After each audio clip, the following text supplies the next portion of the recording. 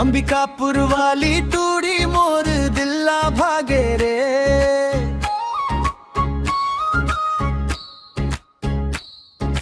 हंस हंस के बात करे जादू मोला डार गरे।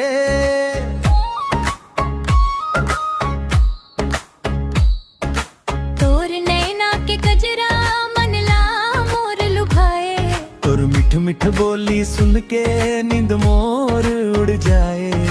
सरगुजा के माटी जैसन तोर मन है सोना। देखत देखत होगे मोला तोर संग जीना रोना। नैनन मंगता जरगाढ़े गाल मलाली छाए। एक झलक बर संगी मोर मन तरसत जाए। अंबिकापुर वाली टूरी गजब तोर अदा।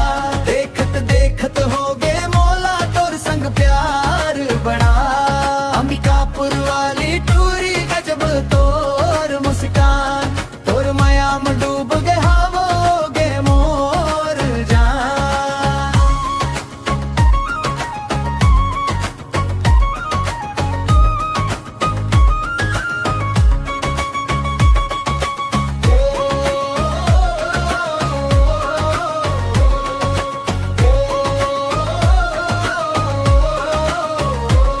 अरे अंबिकापुर वाली धीरे धीरे आ। तोर माया के रंग नाम मोर जिंदगी समा। अरे अंबिकापुर वाली मोर संग नाचले। मांदर बाजे रात भर माया के बात ले। मैन पाट के हवा जैसन तोर बोली मीठ लागे।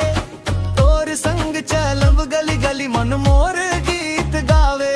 पायल के छन छन सुन के धड़कन तेज हो जाए। तोर बिनाए जिंदगी संगी सुना सुना लग जाए। अंबिकापुर वाली टूरी गजब तोर अदा। देखत देखत होगे मोला तोर संग प्यार बड़ा। अंबिकापुर वाली टूरी गजब तोर मुस्कान। तोर माया में डूब के हावर हो गए मोर जान।